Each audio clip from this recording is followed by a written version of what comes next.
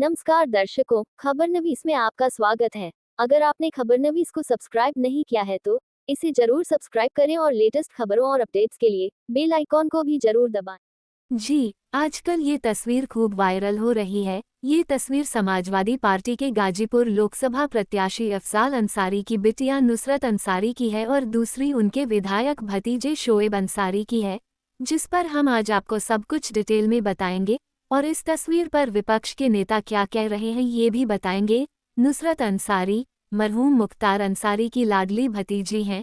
नुसरत आजकल समाजवादी पार्टी की महिला विंग के साथ बसपा से सांसद और वर्तमान में सपा प्रत्याशी अपने पिता अफजाल अंसारी के लिए लोकसभा के चुनावी समर में घूम घूम कर वोट मांग रही हैं।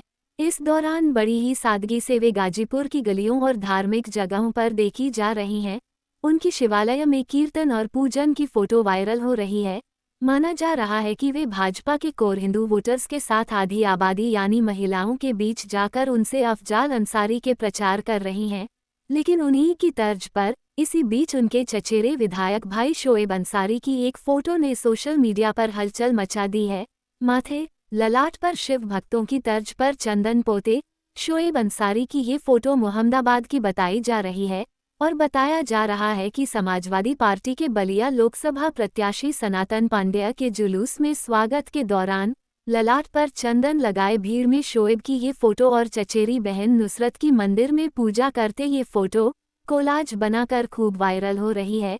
इस पर अंसारी परिवार विपक्ष के निशाने पर भी आ गया है। अपने जनसंपर्क के दौरान भाजपा नेता और प्रत्याशी पारसनाथ राय ने इसे नाटक बताते हुए क्या कहा, आइए सुनते हैं पूरी बात। एक मेरे साथ चलने वाला लड़का हमको एक मोबाइल में चित्र दिखा रहा था। हमारे सामने जो चुनाव लड़ रहे हैं उनके घर की कोई आदरणीय महिला भगवान शिव के मस्तक पर जल चढ़ा रही है। अरे क्या नाटक ये हो रहा है। जल चढ़ाने से पहले मन में आया होता कि जाए भगवान राम के चरणों में शीश झुकाएं, जिसको हिंदू समाज ने इतनी 600 वर्षों 500 वर्षों के बाद वहां विजय पाई है। आपके भी आराधित हैं, आप यही के हैं, आपके भी पूर्वज राम हैं। ये नाटक दिखावा मत करिए। अभी तो आपके घर में ही पंचायत चल रही है कि चुनाव कौन लड़ेगा। बेटा लड़ेगा, भैया लड़ेगी कि उनका बेटा लड़ेगा। पहले घर की पंचायत कर लीजिए तब आगे आइए। हमसे पत्रकारों ने आज सुबह पूछा कौन लड़ेगा चुनाव। हमने कहा जो लड़े, जो सामने आएगा उससे लड़ेंगे। गांव में कहावत है कि हल गढ़ाओगे तो चूल में नहीं चलाओगे, खेत में चलाना पड़ेगा। जब हल खेत में चलेगा तो देख लूंगा कौन चला रहा है उसको, वो सामने आएगा। मित्रों, आप बहुत देर से बैठे हैं। आदरणीय योगी जी का नाम लिए बिना कोई भी भाषण पूरा नहीं हो सकता है। इस प्रदेश में सुशासन किसी ने लाया है तो वो है आदरणीय आदित्यनाथ योगी जी। अनेक माफियाओं के पसीने छूट गए। आज जो है वो दुबके हुए हैं, या तो जमीन दोज हो गए, आसमान में चले गए, या जेल के शिक्षों के पीछे चले गए। और जो है भी, एक दिन मैं कहा था, भाई साहब उपस्थित थे, कि जिस विद्यार्थी को कुछ नहीं आता है ना, वो सर नीचे करके 40 मिनट बिताता है। तो अनेक गुंडे बदमाश वो 40 मिनट की तरह अपना समय बिता रहे हैं नीचे सर करके। किसी की हिम्मत नहीं कि सामने आए। इसलिए मित्रों, इतनी बात कहकर एक बात याद दिलाऊंगा कि आदरणीय मनोज सिन्हा जी ने इस देश में विकास, इस जिले में विकास का काम शुरू किया।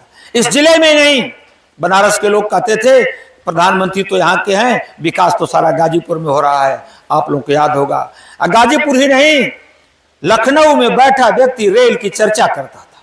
लखनऊ में, दिल्ली में बैठा व्यक्ति, देश के कोने कोने में रहने वाला गाजीपुर का वह नागरिक गाजीपुर की चर्चा करता था।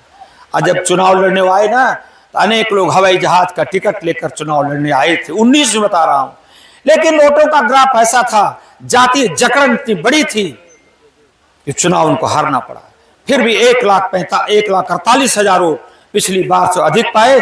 पूरे देश में रिकॉर्ड है। अगर आपने खबरनवीस को सब्सक्राइब नहीं किया है तो इसे जरूर सब्सक्राइब करें और लेटेस्ट खबरों और अपडेट्स के लिए बेल आइकॉन को भी जरूर दबाएं।